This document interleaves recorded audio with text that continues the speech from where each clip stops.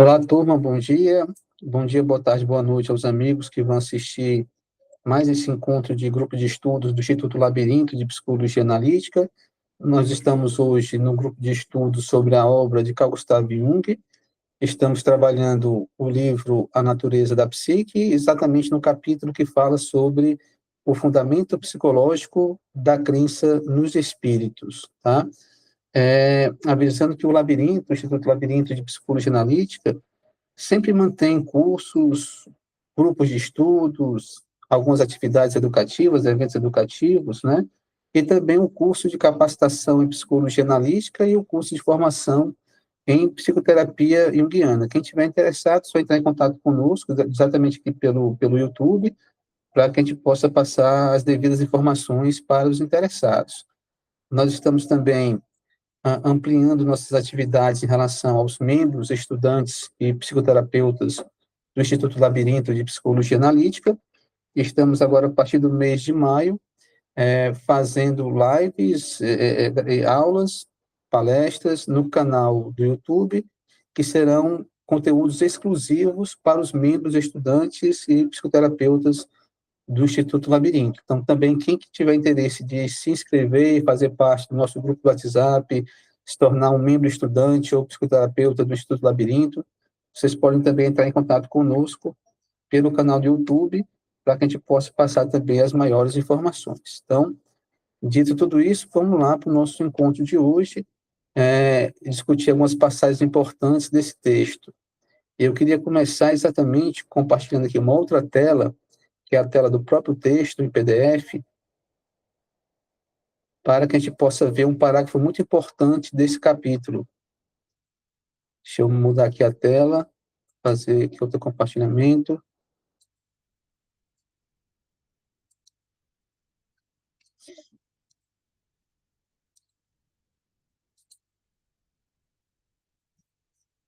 Bem, exatamente aqui no parágrafo 599, que é a página 125 do PDF, nós temos aqui a questão 10ª do nosso roteiro, né?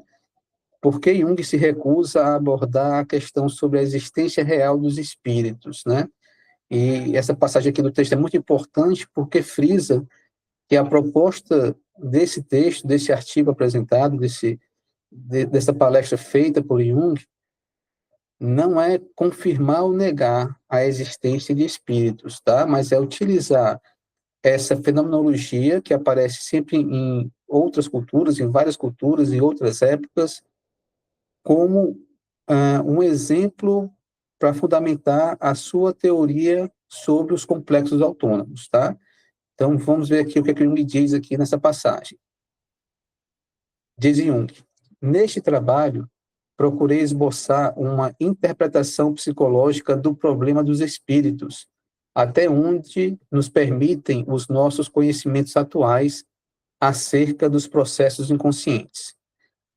Restringi-me de todo aos aspectos psicológicos do problema e evitei de propósito abordar a questão se os espíritos existem por si mesmos e se podem manifestar-nos sua existência através de efeitos materiais. Então, essa questão ele não aborda, não é um problema levantado por ele, não é objeto de pesquisa dele, né? Assim como não é objeto de pesquisa da própria psicologia analítica confirmar se existe ou não espíritos. Continuando.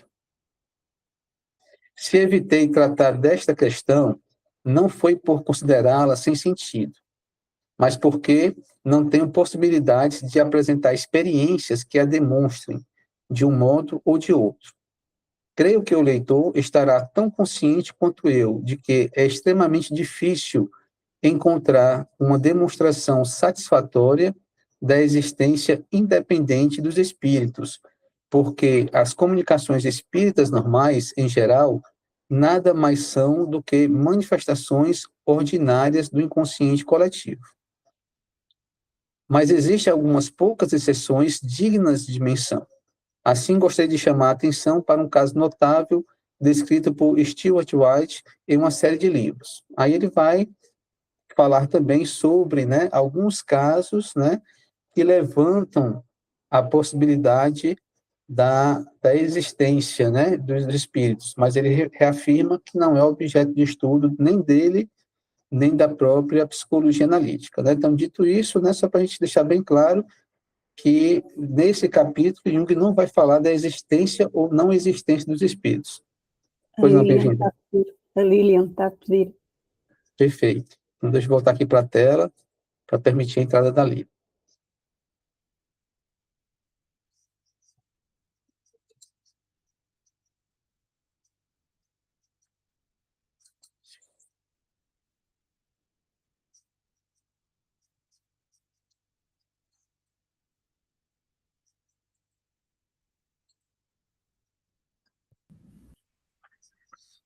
Oi, Lilian, bom dia, seja bem-vinda. Bom dia. Estamos aqui começando aqui a nossa reunião de hoje, trabalhando o capítulo do livro A Natureza da Psique, que é o fundamento psicológico na crença dos espíritos, né? Como é de costume, sempre passa um roteiro prévio, né, para poder os membros do labirinto acompanharem, baseado nesse roteiro, o texto.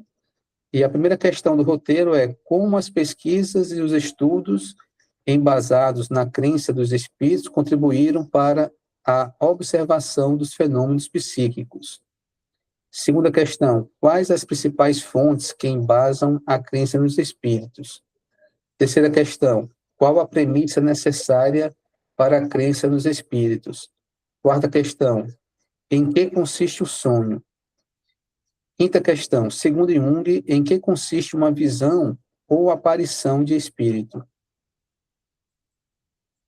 Sexta questão, como Jung justifica a teoria sobre os complexos autônomos? Sétima questão, o que são os espíritos a partir de uma perspectiva psicológica? Oitava questão, a partir de uma perspectiva psicológica, o que seria a alma e o que representaria a experiência de perda da alma? Nona questão, segundo Jung, o que é o inconsciente e como ele se divide?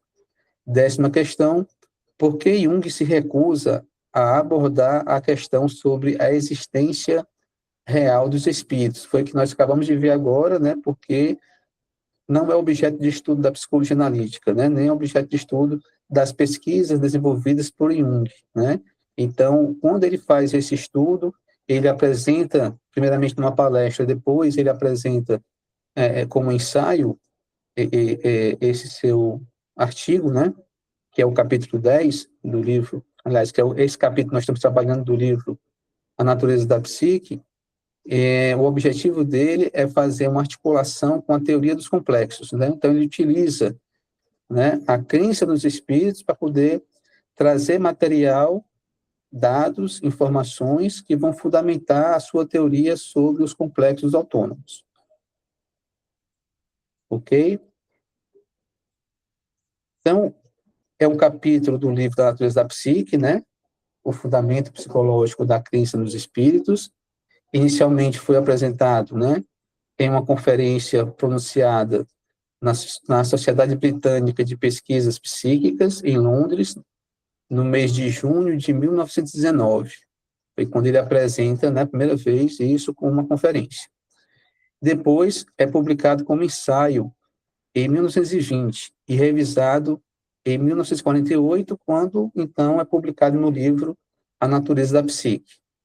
E o objetivo é apresentar, a partir da crença universal nos espíritos, que os complexos são unidades vivas da psique inconsciente. Unidades vivas quer dizer unidades autônomas, independentes da vontade egóica. Esse é o objetivo desse capítulo, né? E aqui mais algumas observações importantes, né? Uma nota de rodapé, a nota 192, em que Jung afirma: isto não deve ser entendido como uma afirmação metafísica, o que ele vem dizendo, né, sobre os espíritos. Estamos ainda bem longe de resolver a questão se os espíritos existem em si mesmos. A psicologia não se ocupa com as coisas como elas são em si mesmas, mas exclusivamente como a maneira como os indivíduos as imaginam, né? Então, o que interessa é a fenomenologia, é como o indivíduo, o sujeito, experiencia aquele fenômeno, tá? Isso que interessa aqui como objeto de estudo da psicologia analítica. Outra observação, uma outra nota de rodapé, a nota de rodapé de número 203. Após haver recolhido experiências psicológicas de muitas pessoas e de muitos países durante meio século, já não me sinto tão seguro como no ano de 1919, quando escrevi esta afirmação, né? Muitas vezes não me acanho de confessar que duvido de que uma abordagem e análise exclusivamente psicológicas façam justiça aos fenômenos em questão. Não somente as descobertas da parapsicologia, como também as minhas reflexões teóricas, esboçadas em meu estudo publicado em Eranos, nas conferências de Eranos, 1946, que vai ser também um outro capítulo que nós vamos abordar aqui nesse livro, Na Tese da Psique, que é o tratado 8º deste volume, me conduziram a certos postulados que muito se aproximam do domínio das concepções da física nuclear, isto é, do contínuo espaço-tempo. Isto levanta a questão da realidade transpsíquica imediatamente subjacente à psique, né? O que ele está dizendo aqui? Ele está apresentando a terceira hipótese básica da psicologia analítica, que é aquela hipótese que diz que a psique funciona como um corpo sutil que está para além do tempo e do espaço, né? Portanto, não é local, não está localizado no corpo físico nem em parte alguma, nem no cérebro, nem no coração, nem no dedão do pé, parte alguma. A psique se manifesta, né? Inclusive através do corpo físico, mas se manifesta também para além do corpo físico. E essa psique que está para além do tempo e do espaço, ela também tem uma realidade transpsíquica, transcendental, transpessoal, né? E a partir dessa terceira hipótese, se pode, então, pesquisar e estudar, né, sobre o que ocorre após a morte física do indivíduo, né? Mas é um campo aberto. Hoje em dia, física quântica, hoje em dia, pesquisas e estudos, né, dentro da parapsicologia, experiências de quase morte, por exemplo, experiências de projeção da consciência, por exemplo, né, outros estudos estão sendo feitos nesse sentido, tentam expandir, né, e jogar mais luz sobre, né, aquilo que Jung já estava apresentando, né, em 46, quando ele fala dessa terceira hipótese básica da psicologia analítica, que é da existência da psique como se fosse um corpo sutil para além do tempo e do espaço, né? Então, daí se pode imaginar a existência de algo, né, que perdura após a morte, que a gente pode chamar de espírito, pode chamar de corpo astral, pode chamar de consciência, ou qualquer outro nome que a gente queira dar para esse algo que perdura após a morte do corpo físico. Ok? Algum comentário? Não, né? Vamos adiante, né?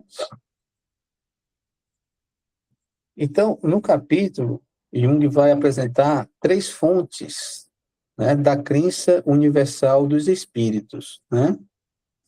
Então, a primeira fonte é a observação de certos fenômenos, né? Então, os primitivos, os povos primitivos, né? As pessoas mais simples, as pessoas que vivem mais no campo, as pessoas têm uma tendência de observar certos fenômenos, né?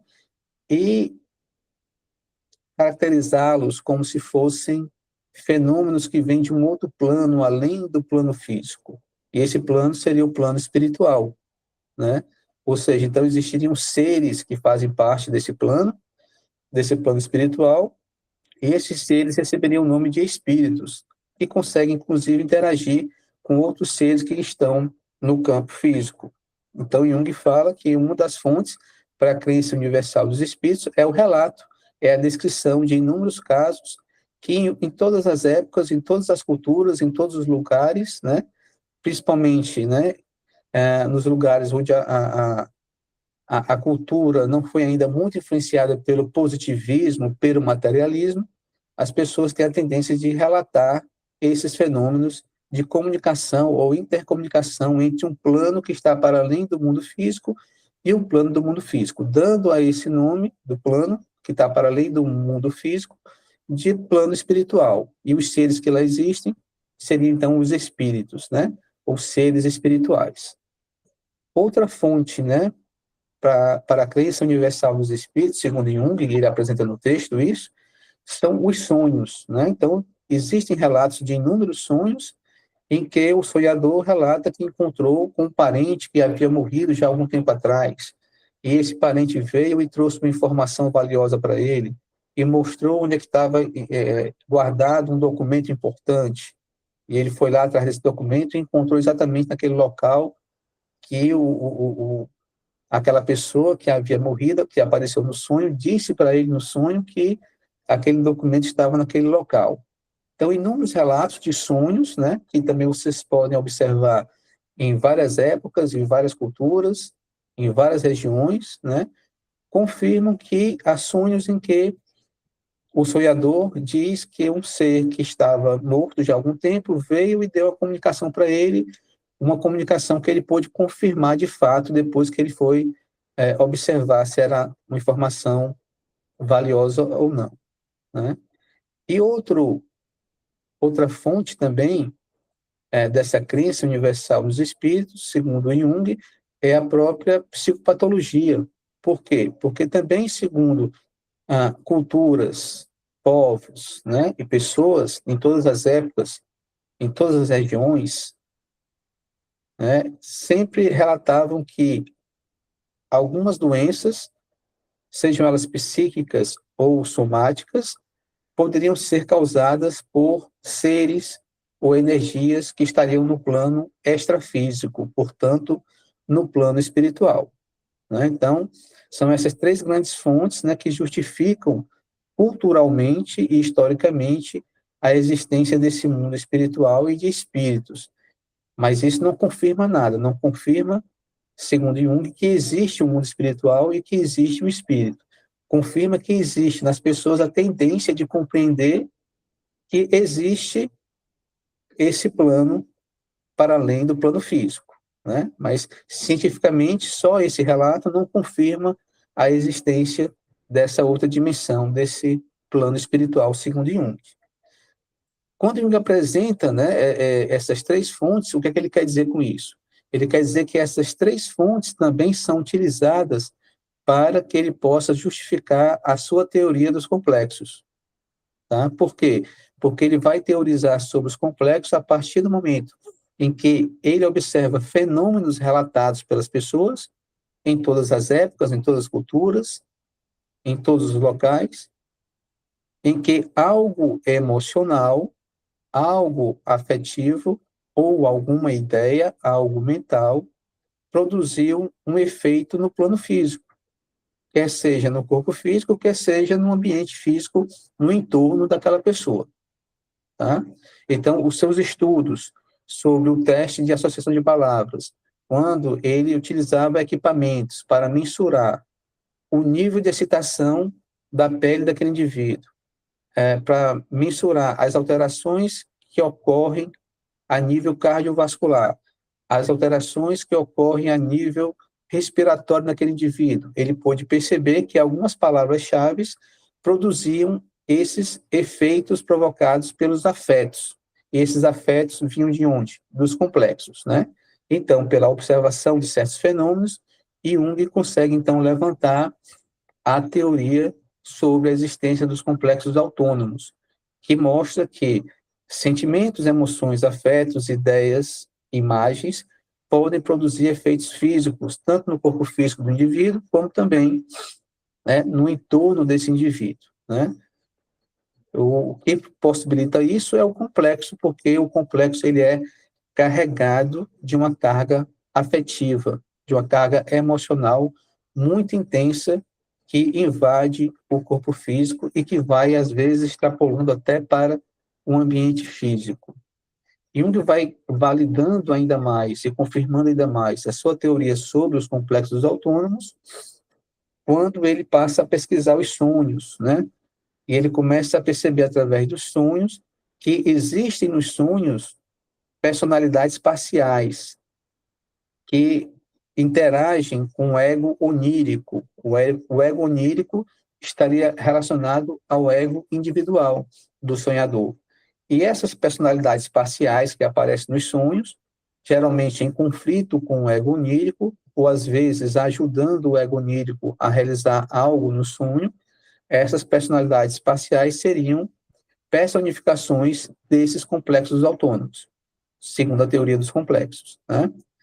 E a outra fonte também para se confirmar a existência dos complexos autônomos é a própria psicopatologia.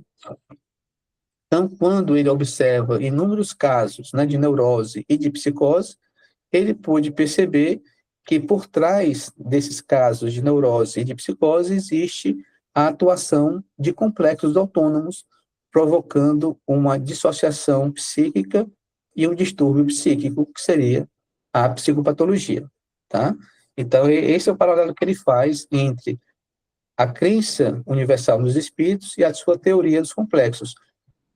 As duas vêm da mesma fonte, da observação de alguns fenômenos específicos, da observação dos sonhos e da observação da psicopatologia. Ok? Podemos ir adiante?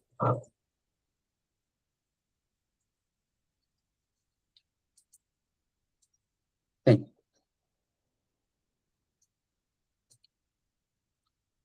Então, os complexos, né? E aí já entrando na teoria dos complexos, são unidades vivas do inconsciente.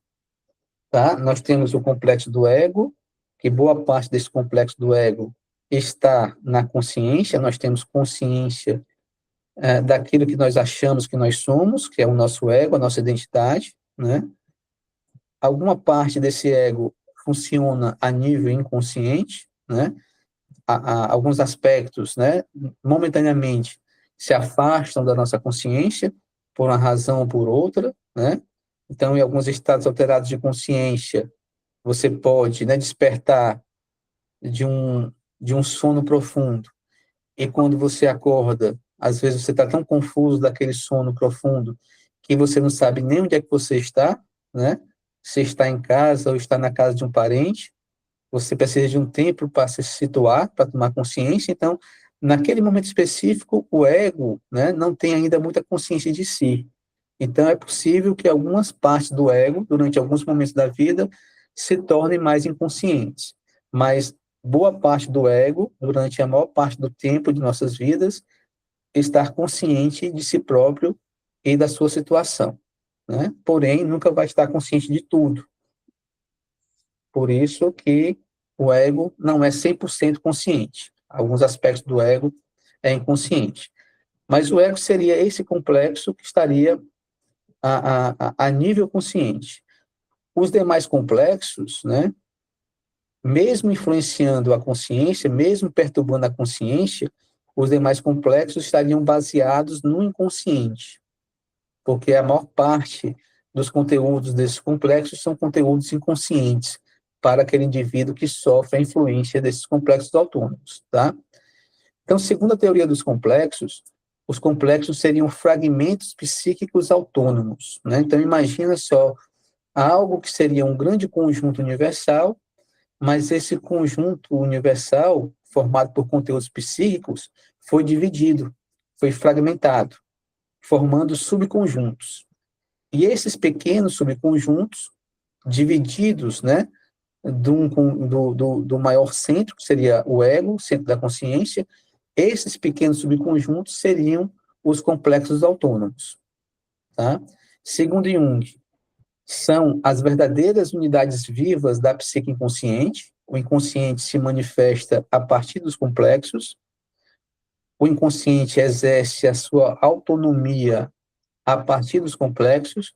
O inconsciente promove o processo natural de autorregulação psíquica a partir dos complexos. Então, se não existissem os complexos, o inconsciente seria algo vazio, ou, no máximo, apenas algo para receber conteúdos reprimidos, esquecidos, e que perderam energia para estar no nível da consciência, né? Mas não é só isso, o inconsciente tem autonomia, e o inconsciente tem autonomia graças aos complexos autônomos, tá? E, segundo Jung, deduzimos a sua existência, a existência dos complexos autônomos, pelos efeitos, né? Nós não percebemos diretamente o complexo autônomo, os complexos autônomos, mas nós percebemos os efeitos produzidos por esses complexos no corpo físico, através dos sonhos também, e através da psicopatologia. Daí se pode, então, afirmar sobre a existência dos complexos autônomos. Sem complexos, o inconsciente seria apenas resíduo passivo, aquilo que eu falei agora há pouco, né? Não teria autonomia e o inconsciente também não teria a sua capacidade de promover a autorregulação psíquica, tão importante para o processo de individuação e tão importante, né, para a proposta da psicoterapia junguiana. Bem, ainda falando sobre a natureza e a autonomia dos complexos. Os complexos possuem energia própria, ou seja, aqueles conteúdos psíquicos, né, que estão ali associados em torno de um núcleo central. Esse núcleo central tem sempre uma base arquetípica, portanto, todo complexo está ligado a um instinto, a uma possibilidade de comportamento e também a uma ideia inerente e associada a esse instinto e a essa possibilidade de comportamento. Essas duas partes compõem o núcleo central do complexo, ideia, que vai gerar uma imagem, e instinto, que vai gerar o padrão de comportamento ligado àquele complexo. Essa base, ela está carregada de energia psíquica, portanto, de afeto, e essa base vai funcionar como se fosse um campo eletromagnético, atraindo outros conteúdos psíquicos relacionados a essa ideia, a essa imagem ou a esse padrão de comportamento. Então, esses conteúdos vão se aglutinando em torno desse núcleo central, formando, então, os complexos de tonalidade afetiva, ou também conhecidos como complexos autônomos, tá? Algumas vezes, principalmente nos casos de psicopatologia, esses complexos autônomos conseguem ter mais energia do que o próprio ego, por isso que invadem a consciência e fazem com que o ego sofra as consequências dessa invasão, não conseguindo realizar aquilo que ele quer realizar, sentindo dor, sentindo sofrimento, sentindo uma divisão interna, sentindo uma experiência de falta de energia, de falta de ânimo, porque existe algo maior que o domina. Tá? Então, nesses casos psicopatológicos, a gente percebe com isso que a energia dos complexos, às vezes, é maior do que a energia do próprio ego. Tá? Segundo Jung, comportam-se como corpos estranhos. Ele dá exemplo de duendes, né? Dos elementais naturais, né? Ou seja, individualidades que perturbam a nossa vida, nosso cotidiano, atrapalhando nossa caminhada, nossa jornada, nossos objetivos. Né? Você pensa que guardou seu caderno na estante, na gaveta da estante, e você vai procurar, não está lá, né? Porque alguma coisa fez com que você tivesse colocado em outro lugar e você não percebeu que colocou em outro lugar, né? Algumas comunidades, alguns povos, algumas culturas dizem, não, foi o ser fulano de tal que fez isso, que escondeu isso, né? Então, é um complexo autônomo que fez com que você esquecesse de onde você guardou tal documento ou tal caderno e você não se deu conta de que foi uma outra vontade parcial dentro de você que agiu independente da tua vontade consciente. A tua vontade consciente era ter guardado o caderno na gaveta do teu birô, né? Mas você guardou em outro canto, na cozinha, né? Sem se dar conta disso. Por que você fez isso? Né? Não foi você que fez enquanto ego, foi um complexo autônomo que fez isso através de você quando invadiu a tua consciência e naquele momento estava controlando a tua consciência, as tuas ações, sem que você se desse conta disso. Né? Então, isso ilustra o exemplo de um funcionamento de um complexo autônomo. Bem, e aí podem tomar conta da vontade da pessoa, trazendo para a consciência daquela pessoa pensamentos obsessivos, ações compulsivas, ações inconscientes, né? Você pode até dizer, não, mas eu não queria ter dito aquilo, eu me expressei errado, mas se expressou, não movido pela tua vontade egóica, mas movido por um afeto de raiva, talvez, que veio a partir de um complexo que estava perturbando a tua vontade consciente naquele momento, né? Então, a ideia que você tem, e a imagem que vem para você é, não parecia que eu estava possuído por um demônio de fúria, né? Mas não era um demônio de fúria, era uma raiva, uma fúria inconsciente que se apoderou de você naquele momento e conseguiu ser expressa de uma forma inconsciente, sem que você tivesse controle sobre aquela fúria que você estava expressando naquele momento, naquela situação. Outros exemplos cotidianos dessa invasão e dessa ação, atuação de um complexo autônomo são os lapsos de linguagem, os esquecimentos, as emoções incontroláveis, né? Então, de repente, uma crise de choro, ou uma crise de pânico, uma crise de ansiedade, né? Uma crise de fúria, em que você perde o controle, você não está mais agindo de forma adequada àquele meio que você está inserido naquele momento, e você simplesmente tem aquela expressão exagerada de um choro, de uma raiva, de uma fúria, de um pânico, de uma ansiedade. A fonte disso, dessa expressão exagerada, é um complexo. Quando, dentro de um processo analítico, dentro de um processo de psicoterapia, o indivíduo começa a olhar para esses sintomas, ele consegue, através desses sintomas e de forma simbólica, transformando esses sintomas em símbolos, compreender a existência de complexos autônomos na sua psique, que influenciam a sua vida. Então, ele começa a tomar consciência desses complexos autônomos. É o primeiro passo para que ele possa assimilar esses conteúdos do inconsciente. O segundo passo é quando ele se transforma mediante essa assimilação. Essa transformação equivale a uma ampliação de consciência. Ele percebe, por exemplo, que ele não é um indivíduo tão bonzinho assim como ele pensava que ele era, tão pacífico assim como ele pensava que ele era. Ele começa a perceber que existe também muita raiva, muita fúria dentro dele, né? Então, ele amplia a consciência, se torna mais consciente de quem ele é de verdade e consegue fazer um ajuste, uma adaptação a si próprio e, consequentemente, esse ajuste, essa adaptação leva a ele a se adaptar também ao seu meio sociocultural, tá? Então, a própria ampliação da consciência leva a um ajustamento, a uma adaptação melhor desse indivíduo a si próprio e ao seu meio sociocultural que ele está inserido, ok? Por isso que é importante a psicoterapia, né? Para que a gente possa, através do autoconhecimento, encontrar a harmonia psíquica que leva à adaptação interna e adaptação externa, tá? Toda essa jornada faz parte daquilo que Jung chama de processo de individuação.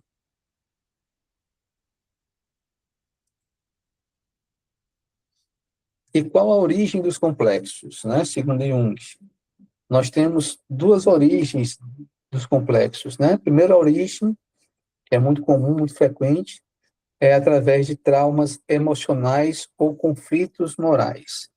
Então, quando uma experiência ocorre e ela traz, né, um excesso, uma carga excessiva de afeto, de emoção, que aquele ego não consegue assimilar toda aquela carga excessiva de emoção, né, isso gera uma experiência traumática, e essa experiência traumática faz com que haja uma dissociação na própria psique desse indivíduo, né? Boa parte daquela experiência não é registrada pelo ego, passa a ser registrada pelo complexo autônomo que é formado a partir de então, né? Isso ocorre de duas maneiras, né? Ou é difícil para aquele indivíduo assimilar e registrar o ocorrido, o acontecimento, e só registra o afeto, a carga emocional, ou é difícil para esse indivíduo registrar assimilar o afeto à carga emocional e só registra a experiência. Tá? Quando a gente toma consciência de algo plenamente, a gente toma consciência da experiência em si, do acontecimento, do ocorrido, né? Do fato ocorrido, e também dos sentimentos, afetos e das emoções ligadas a essa experiência. Isso é quando você consegue assimilar uma experiência de forma plena. Quando você assimila uma experiência de forma parcial, uma parte ou a outra parte fica registrada a nível inconsciente, porque você só assimila o fato ocorrido e não assimila o afeto, a emoção. Ou você assimila só a emoção, ou não assimila a experiência ocorrida. Né? Exemplos disso, né? Uma criança muito pequena que é submetida a experiências sexuais, né? Sem que aquela criança tenha estrutura egóica, portanto, psicológica, portanto, emocional, para suportar aquela experiência. Isso vai gerar um trauma naquela criança, né? Ela vai crescer, ela vai se lembrar ou do fenômeno que aconteceu, sem registrar o afeto ligado àquele fenômeno, ou vai carregar um afeto sem saber de onde que ele vem, por que ele surgiu, porque não associou, não compreendeu, não se lembra da experiência ligada àquele fenômeno, àquele acontecimento. Né? E aí vem o trauma, e com o trauma vem a dissociação, e com a dissociação vem todo o sofrimento psíquico ligado a essa experiência traumática. Outro exemplo, um adulto que é vítima de um sequestro. Tá? Uma experiência muito brutal, que trouxe muito afeto. Ele pode, dentro de um mecanismo de defesa, esquecer detalhes importantes dessa experiência do sequestro e ficar com um afeto na consciência, ou ele pode lembrar do acontecimento traumático, dos momentos que estava sequestrado, sem ter noção do tamanho do afeto que ele sentiu naquele momento. Né? Então, isso que ele não tem noção, seja afeto ou experiência, fica atuando no nível inconsciente. De tempos em tempos, esse conteúdo que está no inconsciente, quer seja na forma de experiência, quer seja na forma de afeto, vai estar invadindo o seu campo consciente, perturbando a sua atuação normal. Tá? Então, isso é exemplo da formação de um complexo que veio a partir de experiências traumáticas, experiências em que o ego daquele indivíduo, por imaturidade ou porque a própria experiência em si foi muito brutal, não teve condições de assimilar toda a carga afetiva ou toda a experiência que ele passou naquele momento, né? Deixando boa parte dessa experiência ou dessa carga afetiva atuando a nível inconsciente, produzindo, então, os efeitos psicopatológicos, tá? Então, essa é uma origem dos complexos. Outra origem do complexo, né? É quando vem de uma dissociação que muitas vezes é produzida pela consciência egóica, porque o ego escolheu se identificar com uma parte da totalidade.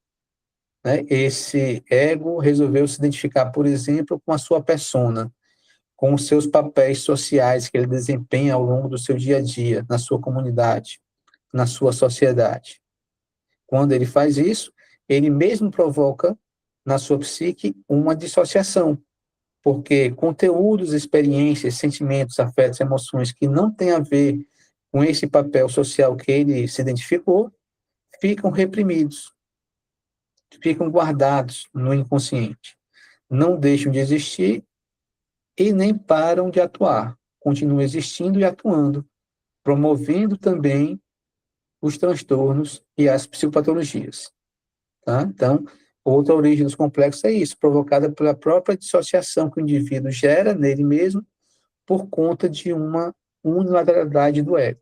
O ego é unilateral e produz, então, por conta disso, uma dissociação. Como tratar isso? Através da psicoterapia, onde você vai observar os sintomas que aparecem no seu campo consciente, você vai observar esses sintomas como símbolos de algo que está atuando a nível inconsciente, você vai começar a interagir com estes símbolos na psicoterapia, vai construir um diálogo com esses símbolos, e a partir disso você vai ter a condição de trazer de volta para a consciência, ou levar pela primeira vez para a consciência, aquele material que estava atuando no inconsciente, sem que você percebesse a sua existência. Tá? Então, é dessa forma que a psicoterapia contribui para a superação dos traumas e dos conflitos morais e das dissociações psíquicas. Alguma questão, gente? Alguma pergunta? Comentário?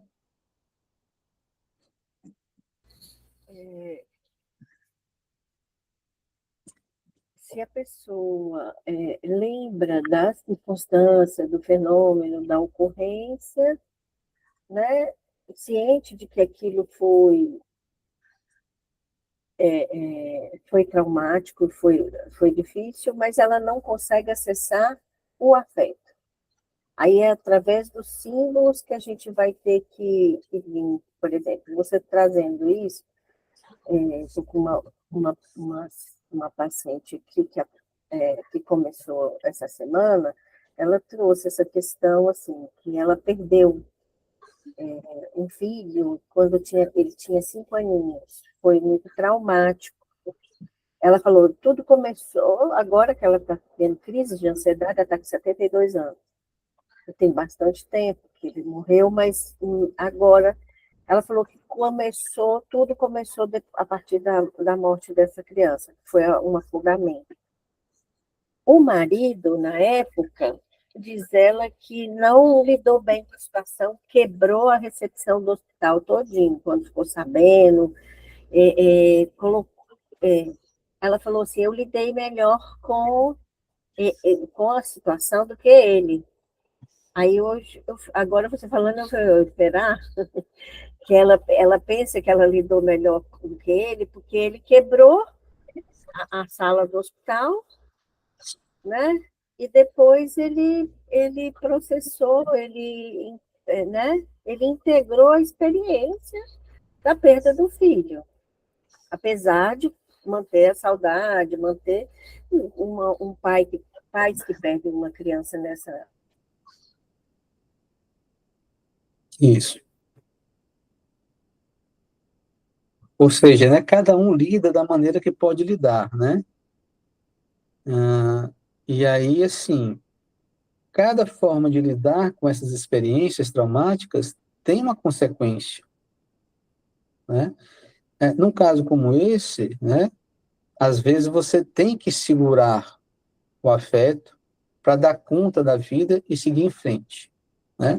E você vai dar conta da vida, vai seguindo em frente, até chegar em um outro momento da sua vida em que você pode baixar a guarda e a partir de agora o afeto começa a vir, né? Então, no caso desse exemplo, Lilian, que você está trazendo, né? Tinha estado na travada, Lilian, eu estou continuando aqui em cima da tua fala, né? Aí, no caso desse exemplo que você está trazendo, pode ser que ela agiu daquela forma para poder dar conta e sobreviver, né, diante daquela dor que ela viveu naquele momento, e aí foi vivendo a vida, dando conta da vida. Agora ela tem a chance, a oportunidade de parar, sentar, olhar para essa dor e assimilar essa dor, né? Aí essa dor está chegando como? Diretamente? Não. Está chegando indiretamente, através da crise de ansiedade. À medida que ela começa a falar da crise de ansiedade na psicoterapia, ela vai se lembrando do ocorrido, né? Da dor que sentiu diante dessa perda brutal e dolorosa e sofrida, né? Aí ela vai aos pouquinhos assimilando esse afeto que ela teve que guardar lá no inconsciente, lá atrás, né, para poder dar conta da vida. Mas agora, né, ela tem a chance, a oportunidade de olhar para isso e elaborar, né, esse afeto. Né? Então, é isso que acontece. Né? Então, às vezes é isso mesmo. Às vezes, aquela pessoa perdeu um parente, né? E aquela pessoa ali foi forte, entre aspas, né? Resolveu tudo, enterrou, organizou tudo que tinha que organizar para poder preparar a cerimônia, o funeral, o enterro. Depois participou da divisão patrimonial, né? Fez tudo, deu conta de tudo, tocou a vida, aí depois de 5, 6, 7 anos, afunda numa depressão, né? Então, essa depressão é um sintoma que, quando ela começa a olhar para esse sintoma, ela vê isso de forma simbólica e começa a perceber que esse sintoma está levando-a a perceber o luto, para que ela possa ter a chance de agora, depois de 5 anos, 7 anos, 8 anos, elaborar esse luto, né? Então, cada um reage da forma que é possível naquele momento, né? Então, às vezes, né, deu conta naquele momento, mas depois vai ter que olhar e resolver. Às vezes não deu conta naquele momento, já está resolvendo ali, depois de algum tempo, 6 meses, 1 ano, 2 anos, 3 anos, 4 anos, supera e a vida segue, né? Então, cada um tem o seu tempo de ação, de elaboração e a sua forma de lidar, né, com cada situação difícil da vida. O fato é que a vida sempre vai ter momentos difíceis. A vida sempre vai trazer sofrimento, né? E como eu estava conversando com a Bem-vinda no começo do nosso encontro de hoje, né? O problema não é o sofrimento. O problema é como você lida com o sofrimento, né? Se você conseguir lidar com o sofrimento e transformá-lo em um potencial de crescimento, ótimo, né? Senão, você vai ficar repetindo esse sofrimento sem avançar, sem evoluir, né? Então, o ideal, e a psicoterapia existe para isso, principalmente a terapia junguiana, para que você possa ajudar o teu paciente a olhar para o sofrimento que ele carrega e suporta ao longo da vida e conseguir transformar esse sofrimento em um potencial de crescimento. Esse é o objetivo da psicoterapia, né? Então, a gente cresce graças ao sofrimento. É aquela história, a gente só caminha porque existe o atrito. Se não existisse o atrito, não existia a caminhada, né? Ninguém dava um passo seguinte, né? Você precisa empurrar algo para trás para poder avançar, né? Então é isso, né? Caminhar é você suportar o atrito, é você suportar o sofrimento. Perfeito? Gente, caminhando para o final de hoje, para que a gente possa ir para a supervisão,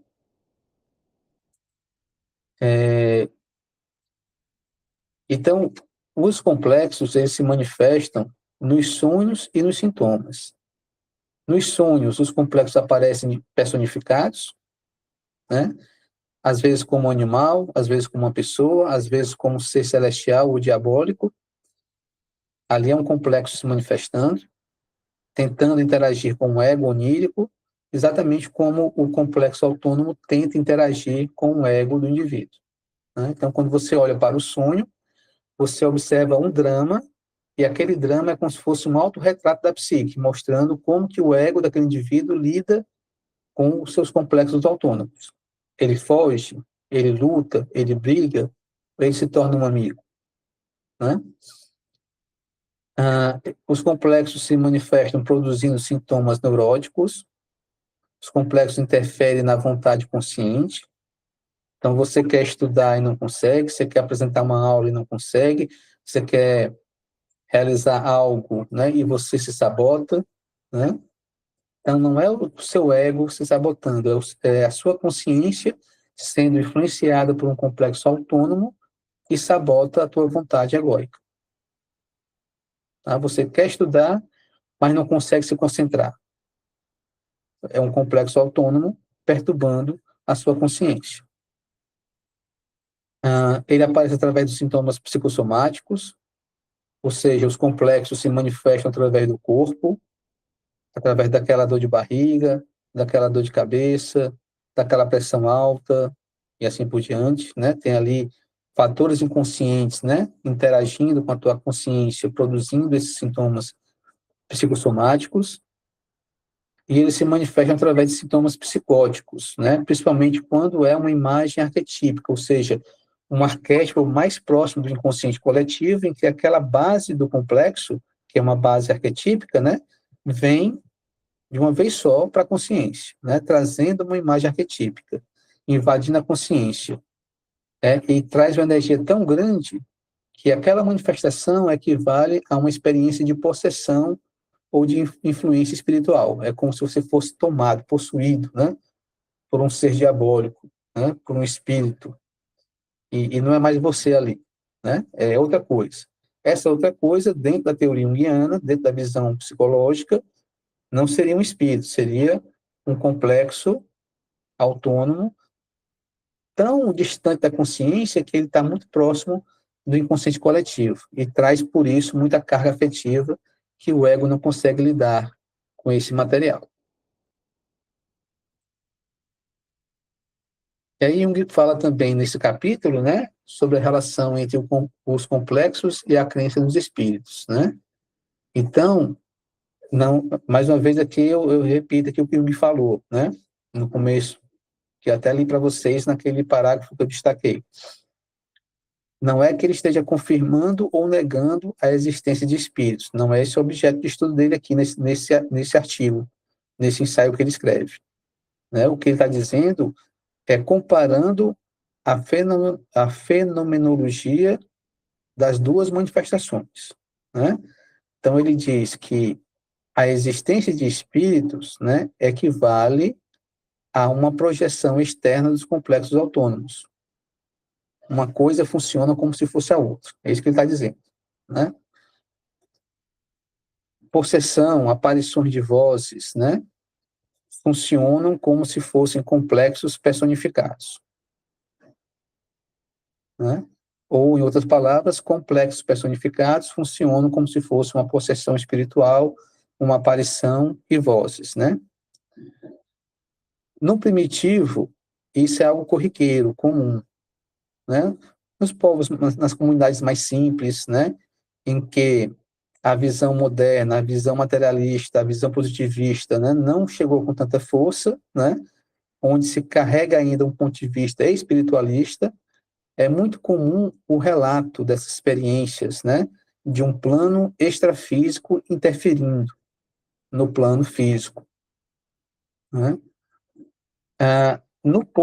Nas comunidades modernas, dentro do modernismo, né, em que existe um ponto de vista materialista que predomina, né, essa compreensão é sempre uma compreensão patológica ou, atualmente, né, começa a desenvolver um ponto de vista espiritualista, de que, baseada na terceira hipótese da psicologia analítica, né, existe, então, algo energético que influencia o campo material, o mundo material, né? Jung propõe uma explicação psicológica para os fenômenos espirituais, sem negar ou confirmar a existência desses fenômenos, né? Então, como ele é psicólogo, psiquiatra, e ele está interessado em estudar o psíquico, o psiquismo e a psique, né? Ele aborda essa questão a partir do ponto de vista psicológico, né? Ele não está preocupado em confirmar ou negar a existência da dimensão espiritual nesse ensaio aqui. E finalizando, né, a crença nos espíritos revela a autonomia do inconsciente, né, tal qual acontece com a teoria dos complexos autônomos, né, que confirma a existência do inconsciente e da autonomia do inconsciente. Os complexos autônomos são normais, ou seja, corriqueiros, comuns, né, nesse sentido normal, né, e eternos, né? Sempre nós teremos complexos autônomos. Por quê? Porque nós sempre teremos ego. E o ego sempre vai ser unilateral. Então, sempre haverá conteúdos inconscientes. Portanto, sempre existirá complexos autônomos. Por isso que é importante, né, para o analista junguiano, sempre, regularmente, sempre que for possível, estar em análise, né, para que ele possa estar observando e olhando para os seus complexos autônomos. Para as pessoas que não trabalham com a cura no sentido de psicoterapia, né, é importante que elas façam psicoterapia sempre nos momentos de dor, de sofrimento, de crise, porque de trás de um conflito, de uma dor, de um sofrimento, existe conteúdos inconscientes tentando se manifestar. Uma vez que ela assimila esses conteúdos inconscientes, ela supera, né, aquele sofrimento, aquela crise, aquele conflito, e vai adiante até se deparar com um novo conflito, um novo problema, porque é assim, né, crescimento sempre requer conflito, sofrimento. Não existe crescimento sem conflito, sem sofrimento. E Jung propõe, né, a sua proposta terapêutica, que é a integração do inconsciente, integrar o inconsciente, que isso equivale à cura no sentido de autorrealização e no sentido, né, de você encontrar uma harmonia na sua psique através de uma ampliação da consciência. Portanto, integrar o inconsciente significa promover uma maior consciência. Tá? Então, é isso que trata o capítulo em questão que a gente está abordando hoje no nosso grupo de estudos. Vocês querem comentar alguma coisa, pontuar alguma coisa? Tranquilo. Então, aqueles que forem assistir a gravação, quiser comentar alguma coisa, fazer alguma pergunta, podem fazer diretamente no YouTube. Quem é membro estudante, membro psicoterapeuta do Labirinto, pode fazer também no grupo do WhatsApp, ou se preferir, diretamente no privado do meu WhatsApp.